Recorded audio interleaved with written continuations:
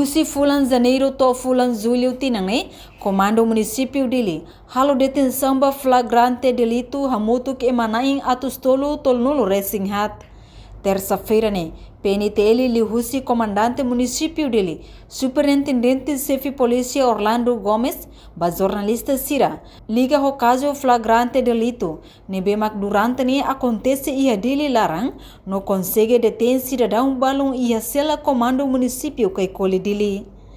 Portanto, PNTL halo detenção ba flagrante delito hamutuk atus tolo tolnulo resinghat, enquanto ba mandado detenção ia tolnulo resinghat.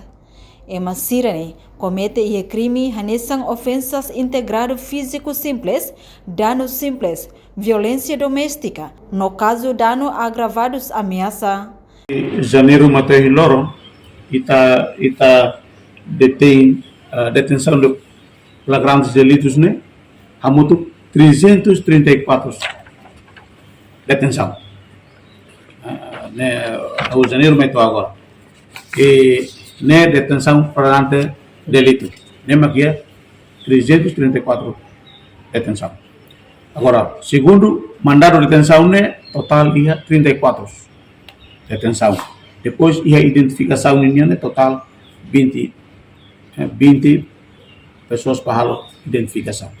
Crime nem maquia não fateno na kata ia ofensa integrada física simples, ia dano simples, violência doméstica, íamos casos com dano agravados, íamos casos com ameaça, ia tipo caso hirak nem maka, ia tang caso hirak nem maka muito, então o número não termina. Incluímos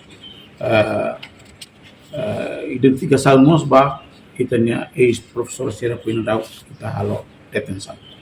Caso ser devoto criminal tem que submeter outro Bahia Ministério Público.